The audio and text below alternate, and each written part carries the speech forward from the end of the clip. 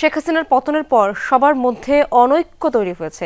এই মুহূর্তে কোনো বিভাজন সৃষ্টি না করার আহ্বান জানিয়েছেন বিএনপি মহাসচিব মির্জা ফখরুল ইসলাম আলমগীর। সকালে বিএনপি চেয়ারপারসনের গুলশান কার্যালয়ে রাজবন্দির জবানবন্দি বইয়ের মোড়ক উন্মোচন অনুষ্ঠানে এসব কথা বলেন তিনি।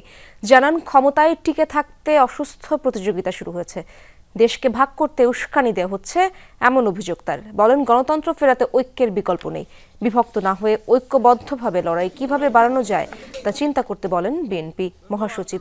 এ সময় তিনি আরও বলেন, বিএনপি চেয়ারপারসন খালেদা জিয়া রাষ্ট্রীয় ও আন্তর্জাতিক মর্যাদায় চিকিৎসার জন্য বিদেশে গেছেন।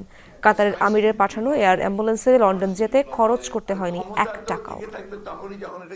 হাসিনা চলে যাওয়ার পর থেকে, পালানোর পর থেকে আমরা কেন জানি না নিজেদেরকে আবার সেই পুরো বিশ্বাস ফিরিয়ে আনতে পারছি না, ঐক্যের জায়গাটাতে থাকতে পারছি না।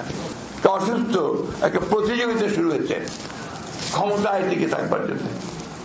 আর ক্ষমতা তো টিকে থাকবে তখনই যখন এটাকে তুমি সেটেল করতে পারবে, স্টেবিলিটি আসবে, স্থিতিশীলতা আসবে। এবং তার জন্য আমরা যে কথা বারবার বলছি, সংস্কার তো আমরাই শুরু করেছি ভাই।